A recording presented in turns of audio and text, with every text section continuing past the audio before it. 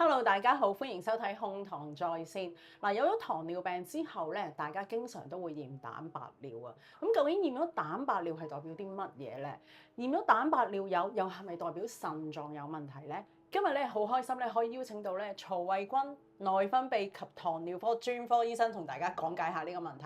曹醫生你好，你好啊，係啊。咁我都想問一問第一個問題先，就係咧，其實點解糖尿病成日要驗蛋白尿咧？哦，因為糖尿病咧係有機會咧影響個腎嘅，而影響腎嘅最早期未有攞腎功能抽血見到有問題咧，其實首先個腎就已經話俾我哋聽，我唔開心噃，佢就會有啲微蛋白尿咧走出嚟啦。咁咩為之微蛋白尿咧？其實好細份量嘅蛋白尿，我哋一般咧見唔到話，哎呀小便好多泡啊，因為好多人話覺得，哎呀我小便好多泡，梗係腎有事啦。但係未有攞去到嗰個位咧，其實如果我哋去驗咧，其實已經見到好少量嘅蛋白出現，其實就係個腎話俾我哋聽，我唔開心啦。咁嗱，你頭先提到微蛋白啦，咁但係平時我哋又聽到蛋白尿，咁蛋白尿同微蛋白尿係咪其實同一樣嘢嚟㗎？其實係，不過係個量嘅問題。係。咁所以咧，譬如可能好多人去診所都會話攞咗小便咧，佢哋用張小便棒即係嗰啲試紙，擺一擺落去，跟住攞翻上嚟就發覺，有冇轉色喎咁樣。咁嗰啲咧通常係要比較大份量咧先見得到嘅。所以如果嗰啲都見到哇轉色咯，一個加兩個加，其實嗰啲已經明顯蛋白尿啦。但係微蛋白尿咧，其實係睇啲比較細份量嘅，所以一般驗紙咧其實都驗唔到。但係咧，如果我哋用一啲特別方法去量度咧，其實已經見到開始有微蛋白咧，其實已經係一個早期嘅先兆。喺微蛋白嘅情況咧，其實係可以翻轉頭嘅。而家亦都有好多治療可以幫助，但係咧去到已經好明顯，哇一點落去3個加，其實咧有用嘅藥咧，只可以減慢個退步，但係唔可以完全翻轉頭。咁嗱，阿曹醫生，我想問下啦，你頭先話微蛋白係特別嘅驗法，係咪真係要化驗所先驗到㗎？多數化驗所啦，或者有啲診所入邊自己都可以有機驗得到。咁嗱，頭先你咁樣講咧，我即刻諗到啦，喂，好多病人都同我講，或者有問過我啦，喂，係咪我驗蛋白尿一驗到就等於我已經腎臟有問題？呢個係咪一個等號嚟嘅咧？其實都有得蛋白尿咧，一定係有唔正常，但係唔一定係腎衰竭嘅。嗱，譬如啦，有時小便道發炎，咁耐不耐有時我哋都會有經歷過嘅。咁小便道發炎咧都可以有蛋白尿嘅。不過可能病人有時會覺得都同時間又有啲赤痛啊，或者有啲微燒啊，或者我哋當驗小便嘅時候咧，其實我哋除咗睇個蛋白啦，好多時候咧都會睇有冇其他問題嘅，譬如有冇紅血球啊，有冇白血球啊，呢啲指標咧，有時都俾我哋睇到究竟係純粹蛋白尿啊，定係原來係小便道發炎喎？因為一睇就已經見到又有紅血球啦，又有白血球啦，或者喺尿常規嗰度咧，佢哋都會睇到原來又有啲細菌啊咁樣。咁所以蛋白尿有時可能只係一啲間歇性嘅嘢，短暫性嘅，我醫好咗小便道發炎，個蛋白尿就走咗啦。但係如果係一啲持續性嘅蛋白尿或者冇小便道發炎嘅情況咧，其實都一定係反映個腎有唔正常，係啦，因為咧正常嘅腎係會蛋白係好緊要嘅嘢嚟㗎嘛，個腎係有責任撈翻晒轉頭嘅。但係當佢疏窿漏蛋白咧，一定係有地方有啲唔正常，通常係個腎小球過濾嗰個腎小球嗰度咧有啲問題啦。咁即係話咧，如果糖尿病嘅朋友佢驗到一次有蛋白尿，其實有可能係因為有某啲發炎嘅原因引致啦。但係如果我再驗第二次都仲有嘅話，其實就可能係一個慢性嘅問題啦。係咪咁樣理解咧？同埋我哋好多時咧，如果我哋做檢查幫病人去睇個有冇蛋白尿或者微蛋白尿咧，我哋好多時候咧同時咧都會睇埋佢個creatinine clearance 嘅。咁因為咧，其實我哋通常係相比咧，佢嗰個肌酐酸嘅過濾啦，同你個蛋白過濾有幾多啦，去做一個比例。咁因為可能我啱啱食完啦，哇，好大嚿牛扒，好多嘢，可能出嘅蛋白都會多少少，或者甚至我啱啱出去行咗好耐，其實可能我出嘅蛋白係會多咗少少嘅。咁但係如果我嗰個腎嘅肌酐酸嘅過濾亦都係大咗嘅，我個比率其實係應該仍然保持正常咁所以咧，我哋通常係會睇嗰個比率去決定個病人係咪真係有一啲唔正常嘅蛋白尿或者微蛋白尿咯。咁好啦，咁啊作為醫生嘅你啦，咁如果見到個病人真係有唔正常啦，有啲微蛋白尿啦，咁其實喺治療方面係有冇藥去幫助佢哋嘅咧？其實有嘅嗱，當然要睇下個原因啦。咁如果係糖尿病嘅通常因為點解糖尿會影響蛋白尿咧？其實當糖好高嘅時候咧，其實係令到個腎咧個過濾率咧係會要增加，因為糖係比較個濃度比較高。咁當佢過濾率要增加咧，嗰個腎小球咧就好吃力啦。咁整下咧，佢就會硬化啦，硬化或者甚至纖維化啦。咁其實你可以想象咧，個過濾個小球嗰度咧，其實佢係好似個筲箕咁樣。佢原本就要嚟幫你撈翻晒有用嘅嘢，但係當佢硬咗啦，咪疏窿咯，疏窿就漏蛋白啦。咁我哋所以第一樣嘢可能就要睇下其實個血糖控制點樣樣咧，因為個血糖控制得唔好，對個腎小球一定係有負擔，係啦。咁你知好多糖尿病人同時間都有血壓高嘅，血壓高亦都係增加嗰個過濾嘅壓力。係啦，咁所以咧糖尿加埋血壓咧，對個腎如果兩者都控制得唔好咧，對個腎就雙重影響，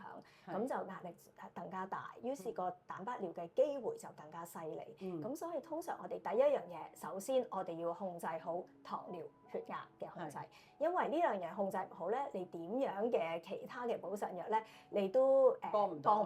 係啦，或者效果冇咁好啦。係咁嗱，曹醫生，我想問一問先嘅，就係咧嗱，你頭先講過咧，個血糖要控制好啦，血壓又要控制好啦，咁跟住另外又要控制埋個蛋白尿咧，咁病人咪好多藥食咯。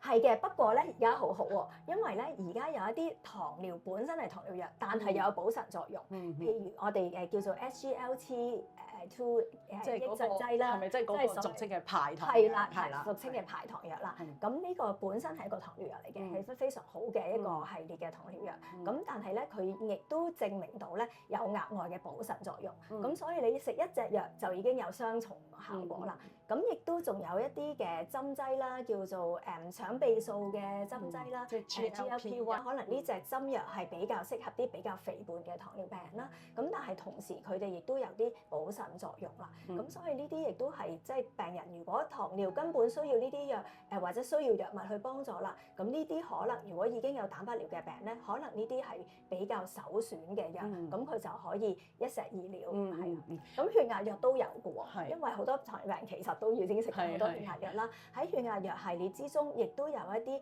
ARB 啦、ACAI 嘅系列咧，亦都係幫助到咧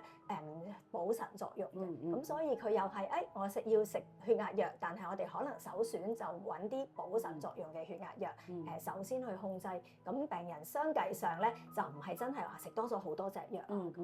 咁當然如果呢啲藥物都已經食咗咯喎，但係個蛋白尿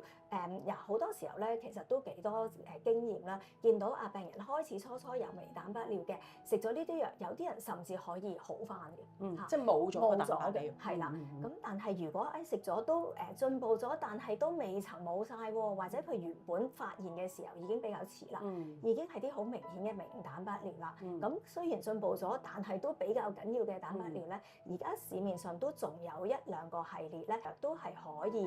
更額外再幫補到咧呢個血壓嘅，即係好似一個補腎。係啦，補腎個微蛋白尿嗰個控制嘅。咁所以希望可以幫到病人將個蛋白尿越減越低啦，因為蛋白尿本身咧都影響腎功能嘅。咁亦都有啲病人咧微蛋白尿，大多數人初開始未必個腎功能，你抽血睇腎功能過濾率未必有問題嘅。但係當去到微蛋白尿都通常咧已經比較遲啦，開始個腎功能咧已經有啲向下坡走啦，或者有時如果腎功能未開始差，但係你微蛋白尿係持續性嘅咧，佢基本上係一路越會差落去。咁所以越早治療就越好。咁嗱，頭先你講過啦，食咗嗰類譬如 SGLT2 啊，類似排糖藥啊，或者 GLP-1 腸泌素嗰啲藥係一石二鳥噶嘛，可以控糖又可以保護我哋嘅腎臟啊。咁係咪食咗之後，除咗微蛋白尿會改善之外，連嗰個腎小球過濾率 EGFR 都可以改善嘅咧？嗱，有少少視乎咧個腎功能去到咩位，係啦。咁好多時候咧，啱啱開始用譬如排糖藥啊嗰啲咧，佢因為為咗佢保護個腎咧，其實佢係令到嗰佢減低嗰個腎小球個壓力啦。所以咧，反而咧一開始嗰下咧，佢會令到個腎小球過濾率會好似少咗嘅咁。其實因為咧起初佢壓力好大，個過濾率要好快，而壓力好犀利。但係咧反而用咗呢啲藥咧，好開始嘅時候咧，佢好似佢放鬆咗啦。佢有啲人覺得哇，一出去點解好似差咗啲嘅？但係正常嘅。佢其實係等佢鬆弛下啦，你放鬆下啦。咁之後咧，佢會慢慢做翻正常嘅嘢。甚至如果你過咗一段時間，比較有啲人有用藥同冇用藥咧，啲研究測試見到咧，過咗一段時間，佢個過濾率係叻咗嘅嚇，或者會比長遠嚟講咧係冇退步得咁快。嗱，而家我聽你講咧，其實即係近呢10年8年啦，其實糖尿藥都多咗好多新藥，一石二鳥嘅藥啦，係咪？咁但係咧，我仍然咧即係接觸好多病人啦，我都咁佢哋成日都話：喂，唔係喎，喺網上面睇好多資料，食糖尿藥係一世嘅喎，同埋咧食呢啲藥咧其實會傷我哋嘅腎臟嘅咁。咁你又點睇咧？嗱，糖尿藥係咪一世咧？有少少視乎咧，我哋初開始發現糖尿係有幾咁嚴重啦。要明白糖尿咧，其實一大部分係因為個胰臟功能退化。咁你知好多嘢退化咗咧，其實係翻唔到轉頭嘅。所以其實有少少係因為我哋揾到糖尿嘅時候咧，胰臟功能已經唔係咁理想啦。所以咧冇辦法，你要幫助佢，等佢唔好再退化得更加快咧。其實係真係需要啲藥物。不過而家市面上有嘅藥物，譬如 SGLT2 抑制劑啊，譬如 GLP-1 啊、agonist 啊呢啲咧，其實係比較上咧對個胰臟保護性比較強嘅藥物嘅。唔係咁容易話，哎呀我越食個胰臟就越差啦咁。反而佢對個胰臟係有啲保護性，所以以前嚟講咧，我哋都真係咧幾多件咧好舊式嘅藥咧，糖尿病人可能食咗5年或者10年，我哋就會話佢其實口服藥已經用盡㗎啦，係啦，一定要打胰島素啦，因為個胰臟功能再差咗啲啦。但係而家新嘅系列嘅藥咧，好多時候如果當然都要睇下個病人初發現嘅時候個胰臟功能係點樣啦，亦都要睇下病人幫唔幫手運動啊，食嘢戒唔戒口啊咁。但係咧，如果係做得好嘅咧，其實有啲病人真係10幾年咧都冇改變，仍然控制得好，仍然係用緊少少嘅糖尿藥。所以好似